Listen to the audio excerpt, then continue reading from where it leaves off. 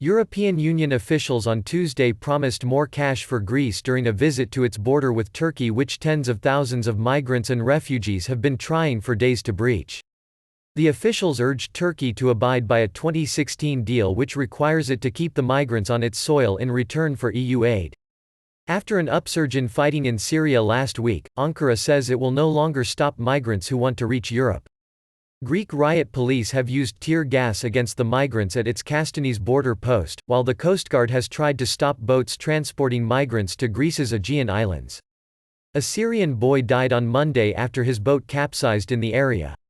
The situation at our border is not only an issue for Greece to manage, it is the responsibility of Europe as a whole, the head of the EU's Executive Commission, Ursula von der Leyen, told a news conference at Kastanis. "We will hold the line and our unity will prevail," she said after touring the area with Greek Prime Minister Kyriakos Mitsotakis and the heads of the European Council and Parliament. Von der Leyen announced additional aid of €700 million to help Greece deal with the migrant crisis. Brussels is desperate to avoid a repeat of the 2015-16 crisis, when more than 1 million migrants entered the EU from Turkey via the Balkans, straining European security and welfare systems and boosting support for far-right parties. Greek troops and riot police remained on high alert along the Turkish border on Tuesday, though there were no reports of significant new clashes with the migrants. There were only a few attempts today to cross the border.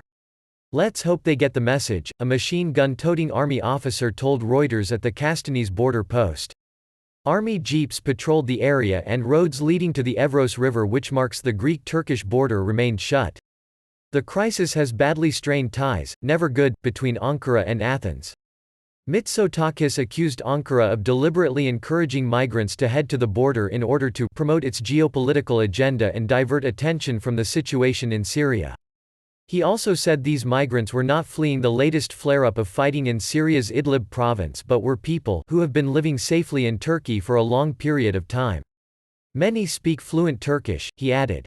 French Foreign Minister Jean-Yves Le Drian also accused Turkey on Tuesday of using the refugees to blackmail Europe. Turkish President Tayyip Erdogan infuriated Mitsotakis on Monday by accusing Greek border guards of killing 2 migrants and wounding a third, a claim denied by Athens. On Tuesday, Turkish Foreign Minister Mevlut Cavusoglu said Greek forces were shooting migrants in the back as they are running away, but he provided no evidence.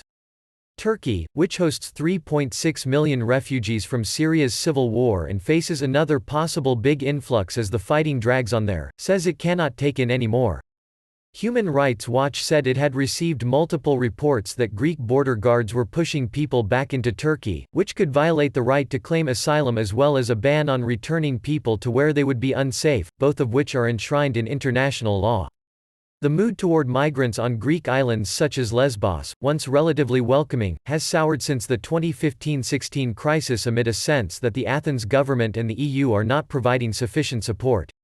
"It used to be the island of solidarity, but it seems like the locals are exhausted," said Charlie Myers, a U.S. aid worker on Lesbos.